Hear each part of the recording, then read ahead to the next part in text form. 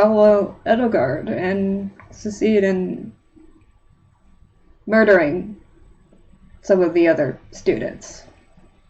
To be fair, you do it on the other side too. But I suppose you can make a point and say that Edelgard is the one instigating the murdering the other students were, which is a little bit awkward. A little bit. So for this hat, I started with 5 stitches, and then after I did the 5 stitches, I did a slip stitch, which is a stitch where you don't add any extra yarn or anything, and this brings the 5 stitches all together. And then from there, you double crochet in all of these. I did a I did 2 single crochets per one loop here. Like you have these little loops here. And that increases like the radius of this hat quite significantly. Double crochet is something completely different. I don't even know why I said double crochet. But you know, I did, and that was a terrible mistake, and I apologize for misleading anyone out there who is now confoundedly confused about what's the difference between a 2 single crochet stitches and 1 double crochet stitch. Very different. Very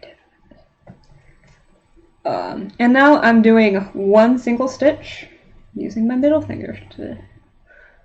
It's maybe a bad idea. Anyways, but whatever. So I'm doing 1 single crochet in this little loop thing here. You can't see that finger, so now you can see. That is off. There you go. And now I'm going to put 2 in this one. And then that will also make the hat increase in size, like increase in radius. But it will do it at a slower rate than the double crochet did. And you have to have this kind of, you have to slowly adjust the rate of increase as you make the hat bigger and bigger and bigger, because if you start increasing the stitch count significantly and you don't adjust, what will happen is the hat will start to have these weird ripple things, and that's really irritating because once you have those weird ripples, there's no going back. You just kind of have to, you either live with it, which is the shitty option, or you just undo it until you get rid of the ripple, and then you start again, and then, me being me, I wing it, so I have no pattern. So I do what I think I didn't do last time, and hope it works out, and sometimes it does, and sometimes I just end up recreating the same problem over and over again. You'd think by this point I'd actually make a little instruction book for myself, like how to not fuck up on your crocheting. But that's far too advanced a skill for me. Like, you know, I'm here to read, I'm not here to write. What's this about writing pattern books or whatever? I'm just here to have fun. To be honest though, I do make pretty much every single crochet pattern I've ever crocheted.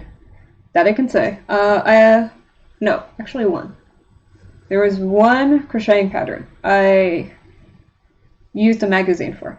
It was for this thing that they called a butterfly stitch. I wouldn't have called it a butterfly stitch, but I understand it's a very pretty motif. Basically, you just have these lines coming out. You have like this bar here, and you have these lines coming down, and then this little ball, and then lines kind of this, like that. It kind of looks like a fan. Honestly, they called it the butterfly stitch, obviously for markability. You could have just as easily called it the spider stitch, because you have these little 8 legs, and then you have this little round ball. And I was actually kind of thinking about doing that, actually. Doing like a skull, like a little crocheted skulls, and having these like spiders surrounding it, and like making a scarf or a shawl about that. I thought that was a really cool idea when I was a teenager and being excessively edgy. I try to not be as edgy as much anymore. No guarantees. Someone's still gotta let their inner goth out. What can you say? But you know, it is what it is. I say that word way too much. Phrase. But yeah, so, kind of how it goes. So why am I doing this crochet and chat thing? Well, it is actually really common for a lot of crochet people, and a lot of knitting people too, to have crochet/knitting clubs, where they get together and they chat, they drink some coffee, eat some cake. Okay, cake's optional. But cake is optional. But a lot of the places that I've gone to, these knitting clubs, these sewing clubs or whatever, a lot of them have been bakeries. And if you're at a bakery, why not get a cake? To be fair though, a lot of them have been at bars. So you get some beer and then you drink while you crochet. I feel like that's always going to be an issue though, because if I get drunk, I would start losing count of my stitches, and then when I lose count of my stitches, when I come back, I'll be like, what the hell was I thinking? So that just seems like a bad idea. But, you know, people do it. Not me. And to me, it's always kind of interesting to hear people's perspectives of what knitters and crocheters are like, without really, you know, talking to someone who knits or crochets.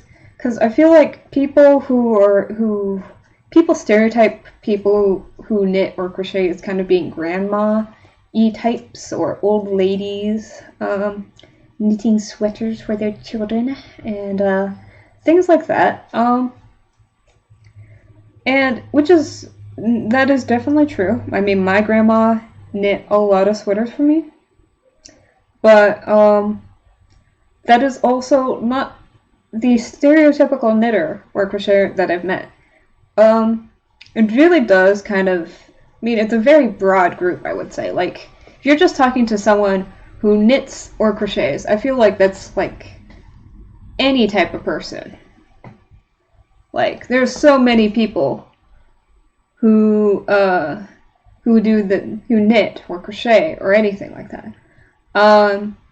But I would say the people who make patterns. Now, those people tend to be actually like STEM people. There's a lot of retired engineers. There's some physicists in that group. There's mathematicians in that group. It's a group of very, very smart ladies. And, generally retired, but like not ancient, like, you know, and as I said, when you think you're a stereotypical crochet person, you're thinking like 80s, 70s, 80s, 90s. These people will be in their like 40s, 50s, 60s. Old, but like not, oh, it's time to go get my thing of prune juice. Old. That's what I guess I'm trying to say. So, you know, it's just very interesting to me. And I would also definitely say that in these modern times with, like, there's a lot of focus now on making your things, lowering consumption, whatever. There's definitely a lot of young people, you know, people in their 20s and so on, doing knitting and crocheting just because it's a creative hobby, you know, learn how to make the clothes that you wear, etc., etc. So, it's a really, really very demographic, and you know, I don't know why it gets so stereotyped as being only a thing that grandmas do. So, you know,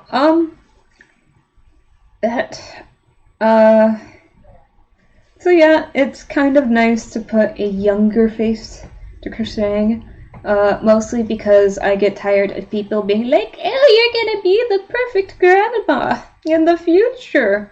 You know, you like to cook, you like to bake, you like to crochet, oh, you're going to pamper your grandchildren so much. And I'm like,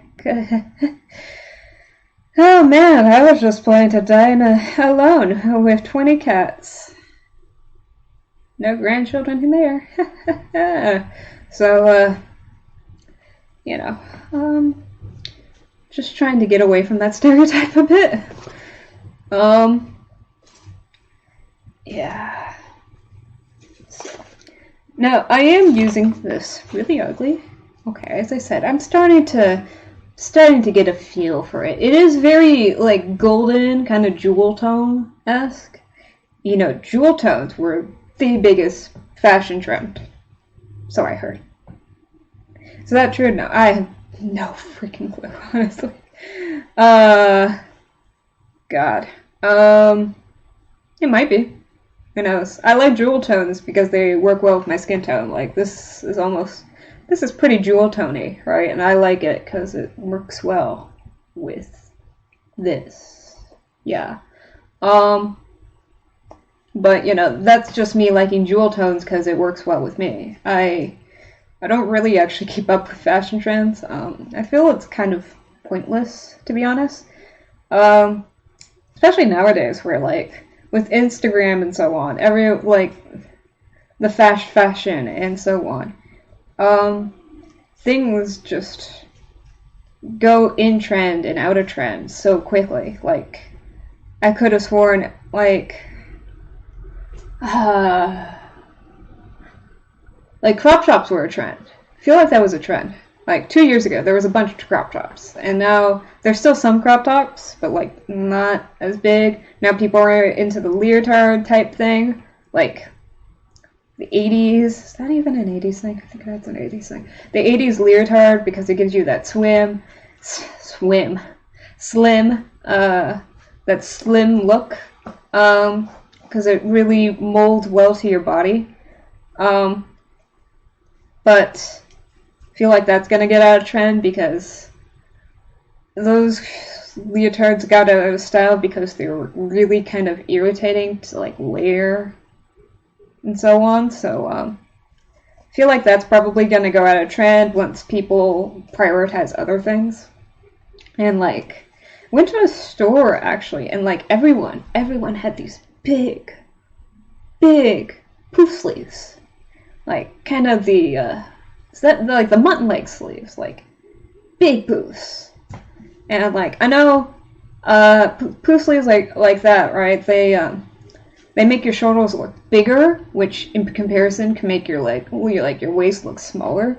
But for me, not so much now. I used to work out a lot, and I used to have, like, actually, like, kind of big shoulders. And, having that much muscle as a lady was hard, very hard, because